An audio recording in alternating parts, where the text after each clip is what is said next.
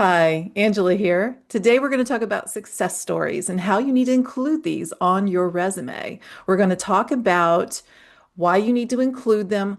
How do you develop them? How do you develop success stories from your background and turn those into accomplishment statements that you include on your resume? I'll show you some examples with numbers because success stories are always better if they have numbers, and without numbers in case you don't have numbers. We'll discuss where to put them on your resume as well.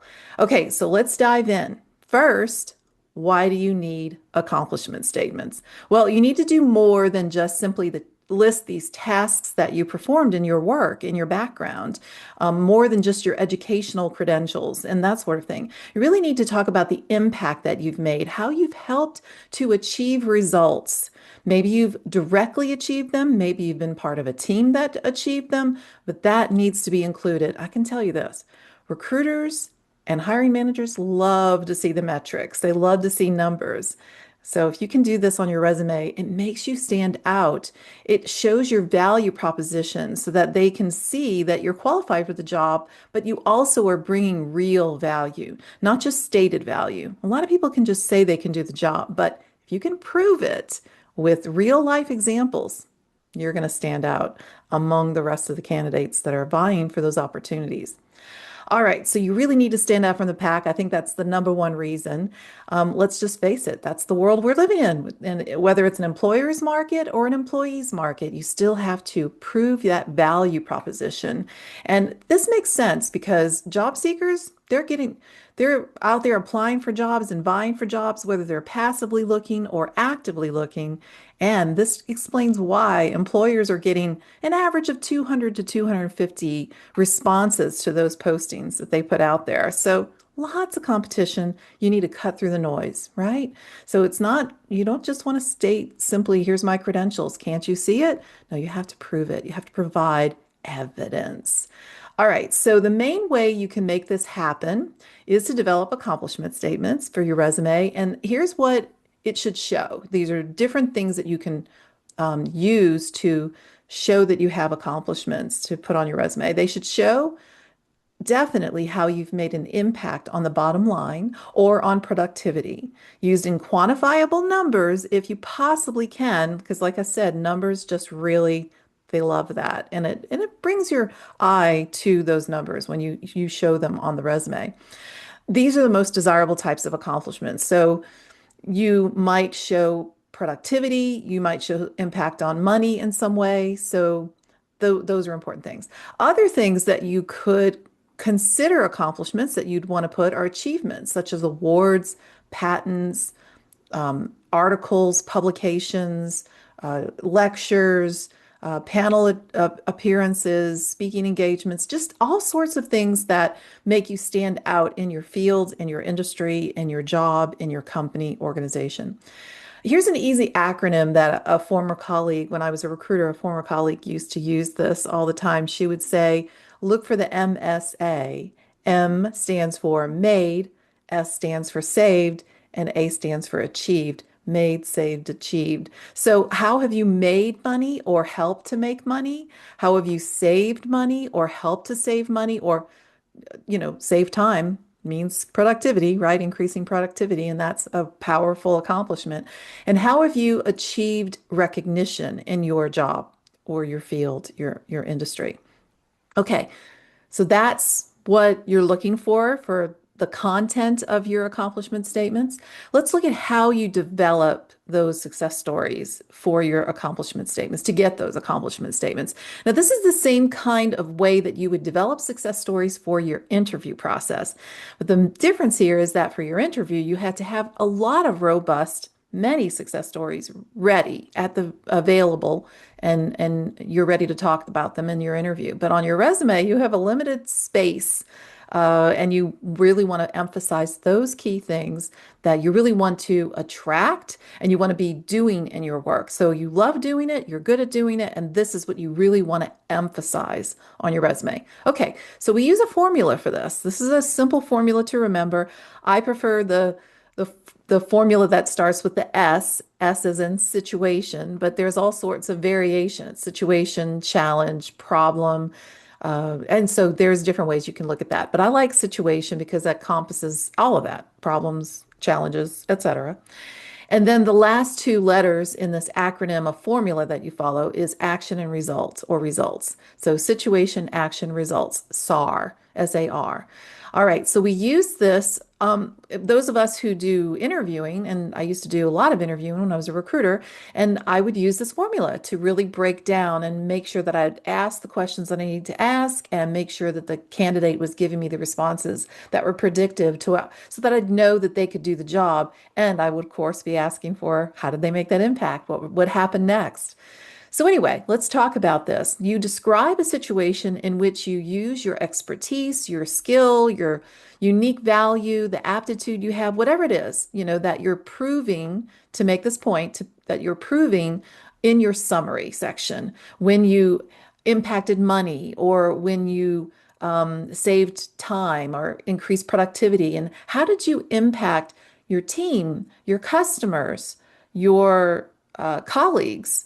And did you go outside the side of the scope of your job, perhaps, to make that impact? So those kinds of things can really help make a good success story. So what's the situation? You develop that situation, and it may be helpful to look at the job description that you've had. And so you can look at those tasks you performed and different projects that or initiatives that you've been involved in. But that's where the actions part. So that's the next part of the formula. So the situation is in my job, I did this sort of thing, and here was a situation that came up as part of my job. So that's the situation. Now, here's the action. Here are the steps that you took during that situation. And these are steps that you particularly took. It could be part of the whole team or the whole group or the whole problem solving that happened, but it's your role in this. What actions did you specifically take? And you want to, when you're writing this on your resume, you want to be able to use this is where the action words come in, right? Managed this, managed that, directed this, streamlined this, facilitated that, right? You don't want to be, of course, watch out for those action verbs. You want to be using the same ones over and over again. But that's where we're talking about those actions, right? All right, so situation, action. And now we're looking at the very last part of this, and some would say the most important part, which is the results. That part of the formula that you talk about the result or the results. So you write down what came out of the situation and your actions that show your value. This is going to show the impact. Now, I had previously mentioned using numbers if at all possible, and absolutely do that if you can. Numbers, percentage signs, currency symbols, all these things just pop. It draws the eye and brings a person's attention to it. So you want to make sure that you're showing that sort of impact. There's always impact, okay? And so whether you have the number or not, there's a goal to solve the problem or to achieve a particular result. So was that goal achieved? Was that result achieved or not? And so whether it has numbers or not, this is something that you're trying to explain, okay, in this situation. Now, I promised you some examples. So here we go. Here's some examples with numbers. Developed and launched Program Accelerator, and the first cohort comprised of 22 rising leaders. So you see, there's a number, there's a bit of a volume there. Surpassed qualified applicant goal by 150%. So you can see that number just really draws your eye, and achieved $22,000 goal.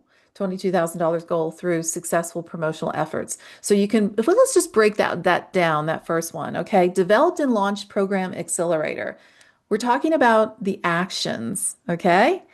And the first cohort, which in itself could be an accomplishment because it's the first one, but still it's an action. And it was comprised of 22 leaders, rising leaders, which implies, hey, we attracted in our first cohort 22 leaders. So is that an accomplishment? Is it an action? Is it both? There's a little bit of a fuzzy line there, but there's a clear result in this next statement. Surpassed qualified applicant goal. So there's the stated goal by 150%. So you have the result. So as you can see in this particular success story that is being explained on a resume, this is like two particular ways to approach it. You have the actions being provided, some numbers, so giving some volume and context, and then you have a result Okay. And then through successful promotional efforts, you see there's two results in this statement. And then through successful promotional efforts, well, when you see that, of course, obviously you're seeing there's some successful efforts.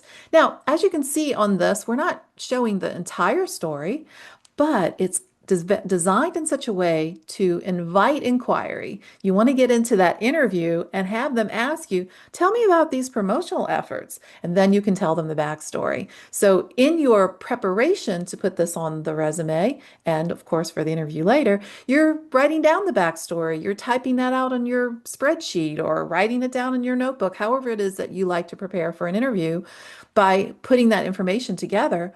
And then for your resume, you're streamlining it. You're not telling the backstory, but you're really getting into the actions and you're getting into the results. Okay? Hopefully that makes sense. Now, here's some examples that don't show numbers, okay? Because, sometimes you just really want to show that you've achieved the goal. So to demonstrate that, here are some examples. So, for instance, ranked in the exceed standard category on every quarterly and annual scorecard based on client evaluations. Okay, so you don't know how many annual scorecards there were, but if you can track it to the organization, where you worked, then they can clearly do the math and they can see you were there for 5 years, and for 5 years you got quarterly and annual scorecards that were and, so that's that you can talk about that. Identified issues and full containment. So you can see how it says here the result is which prevented customer downtime. We're not saying how much downtime, but we're just saying a prevented customer downtime. Sometimes you don't want to use numbers because numbers might be proprietary or that you don't want to really reveal too much customer private information. And sometimes you just don't simply have the numbers. Maybe it was so long ago or you didn't track that. But whenever you can, obviously the numbers, they just make a big impact. So put them in you can, even if you can't do them every time. All right, now that you have some fabulous accomplishment statements, where do you put them? I suggest you follow this rule that I like to use, which is tell and show. It's just remember in kindergarten we had show and tell, so it's easy to remember this. Tell, then show. So first you tell them what it is you can do, all right, what your qualifications are, what you're capable of doing, and so forth. You tell them in the summary section is where that's going to show up first, and of course in your experience section.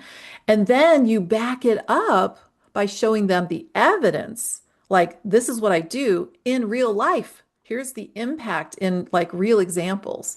So let me break that down. In the summary section, you tell them about yourself, giving them a snapshot of yourself as a professional, as you are at this moment in your career. It's kind of a summarization, right? That's why we call it a summary section.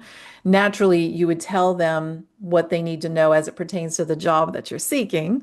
And then you set the impression there, okay? And then after that, you tell them about yourself in the summary, which is where my favorite place is to really kind of make sure that impact. But you can also go on to show them also in the experience section. So you tell them in the summary and you show them in the summary and or the experience section. So you're telling them and you're showing them. See? All right, so let's talk about effective placement of the accomplishment statements. I just mentioned a second ago that I like to show in the summary section, but there are essentially really two areas on the resume that you can show accomplishment statements. One way, and of course this is my favorite way, is to set up a special section in the summary section or just below the summary section between the summary and the experience section, where you would put a list of specific accomplishment statements. Now, you can use a header for it. You can use headers like selected achievements or notable achievements or notable accomplishments, things like that. But I really like career highlights. That's what I tend to use the most is notable career highlights or career highlights. And that's because you can take these accomplishment statements from anywhere in your career and then highlight them at the top. So career highlights. Anyway, this section appears near the top of the resume. It can be seen more easily. It's a really great marketing tool. So I've told you, and now I'm immediately showing you before you even scroll down and see anything else in my experience section. And this is extremely important if you're doing a career change. It's kind of a must that you have to do something like this when you're doing a career change, because the whole idea is to try to create and control the narrative. And you can easily do that when you're doing this kind of approach in your summary section. All right, a good rule of thumb. This is just a quick tip that I want to make sure I give you, a writing tip that I give you before I forget to, which is you really don't want to bog this section down with too much. You don't want to make it too dense where the recruiter or the hiring manager is like, oh, I don't want to read that. So really just go with 3 to 5 bullets there, or 3 to 5 statements there. Again, if they're shorter, maybe 5, 3. So between 3 and 5 is the ideal. It's kind of the rule of thumb that I like to follow. All right, the second place to put your accomplishment statements is in the experience section, of course. You can look at your the description that you're providing of your job, and then you can look at it and say, is this simply a task? Or is this a task with results? Is this something that I could actually expand on and say, here was the impact of it? So sometimes these can be big picture impact, or they can be very specific in real life stories that you can actually include. I think which way to go, because you can do both. You can put these accomplishment statements in both the summary section and in the experience section. But sometimes putting them just in the summary section and not in the experience section can help you streamline your resume, because it's important these days to keep your resume, succinct, keep it in within 2 pages. And so it depends on really kind of how much content you're really dealing with, which might lead you to decide what you're going to do. So making sure that you're putting that information in there, I think that helps. This is a bonus tip for you. The other thing you can do with accomplishment statements, success stories, is you can have what we call a resume addendum. An addendum is a good place to put all these projects and initiatives and success stories.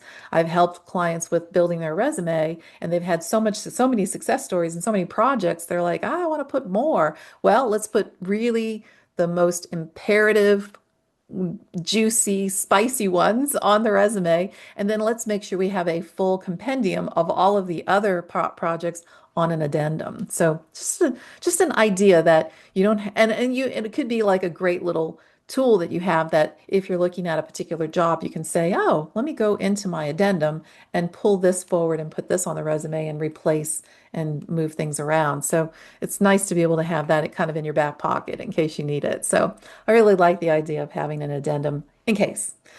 Okay, so before I leave you, let me urge you to look at the statements on your resume, like go through it one more time, make sure that you are able to distinguish plain statements from actual opportunities for accomplishment statements. You should know what they look like by now, since I've given you some examples.